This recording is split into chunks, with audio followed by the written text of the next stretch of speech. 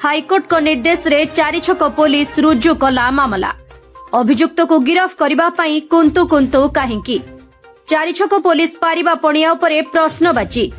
पुरी जिला चारिछक थाना अंचल रे पुलिस ज्ञातसार रे कला पांचण एवं तुलसीपुर पंचायत रे बेआईन भावे शह शह क्विंटाल गोमांस दैनिक बाहर जिला और बाहर राज्य को चालाण हेउथबा नै अभियोग हेउथबा बेले चारिछक पुलिस नीरवता रहिबा पछर कारण कोन बोली चारिछक अंचलवासी प्रश्न करिसंती। एठारे सूचना योग्य जे गत किछि मास तळे कलापांचण पंचायत रे बेआईन भावे गाय बाछुरी मारी गोमांस बाहर को चालाण करुथबा बेले स्थानीय लोके एवं सांबादिक मानक ठारू खबर पाइबा परे चारिछक पुलिस भ्यान गाड़ी नै घटनास्थल रे पहुंचीथिले।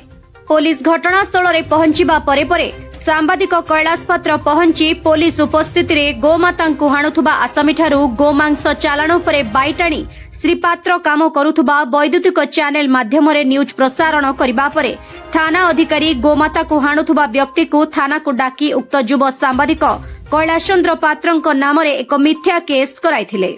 एही केस खबर पाई सांबादिक एक उक्त आसामी नाम रे अभियोग करिथिले मध्य थाना अधिकारी उक्त अभियोग को ग्रहण करि नथिला, जहा फल रे ऑनलाइन माध्यम रे अभियोग कले सांबादिक। किंतु ऑनलाइन केस गला परे चारिछक थाना अधिकारी केस एंट्री न करिबारु उक्त सांबादिक जनक हाईकोर्ट को द्वारस्थ होइथिले। हाईकोर्ट को निर्देश परे पुलिस संपृक्त अभियुक्तंक नारे मामला रुजु करिछि। जे मामला रुजु होइछि से पुणी संगीन मामला करी बसी जाइछि चारिछक पुलिस। किंतु अभियुक्त माननकु गिरफ करिबा पई पुलिस एबे कुंतु कुंतु। गोहत्याकारी माननक सहित पुलिस रो पुरुणा संपर्क जोगु पुलिस केवल हाईकोर्ट को निर्देश परे केवल मामला रुजु करिछि, किंतु अभियुक्त एबे खोला मेलारे बुलुछंती।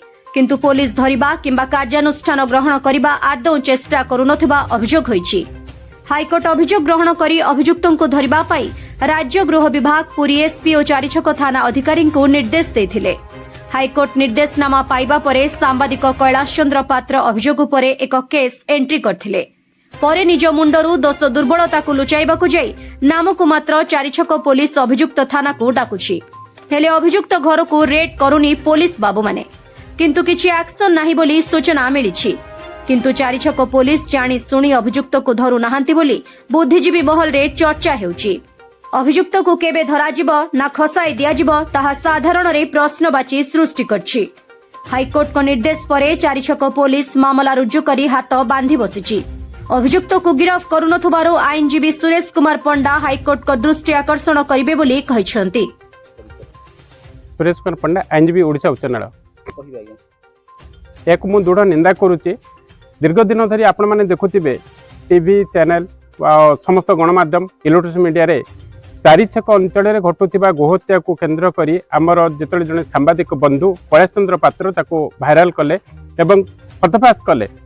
कि दुखद घटना संपृक्त आईएसी चारिछकर से आक्यूज को छाड़ी जो मैंने दुर्वृत्त जो मैंने अणहिंदू संप्रदायर गोमाता को हत्या करिसेंती सोमठ मानिचंती तांको छाड़ी कैलाश पात्र सांबादिक विरुद्ध में एफआईआर करते माननीय हाईकोर्ट द्वारस्थ थे कैलाश चंद्र पात्र। तापर माननीय हाईकोर्ट समस्त तथ्य को उपस्थापन करी विचार करी संपृक्त आसामी को गिरफ्त करने निकट भविष्य में SP Puri home department IC चारिछक डिरेक्शन होता एवं अत्यावधि समय पार है केवल संपृक्त आईसी आसामी को एफआईआर करला आसामी को खुलमखुला छाड़ी भाव में दौचे। पुलिस जड़े आईन परिसरभुक्त नुहे कहीं पुलिस जिते आईएसी लेवल मु कथा कहूँ से मैंने लॉ ग्रेजुएट नुहति।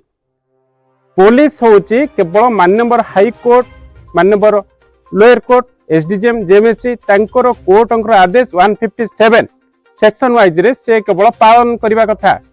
किंतु हाईकोर्ट बेल होगा पहला किंतु मु जिते थाना वाला मो एफआईआर ग्रहण कलानी मु हाईकोर्ट द्वारस्थ हेली।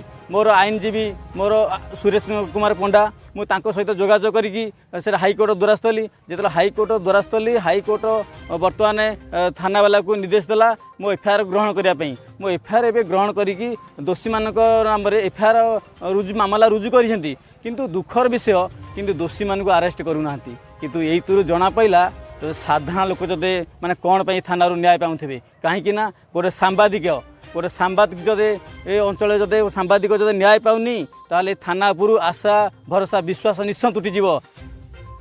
Bureau report एमएमटीवी।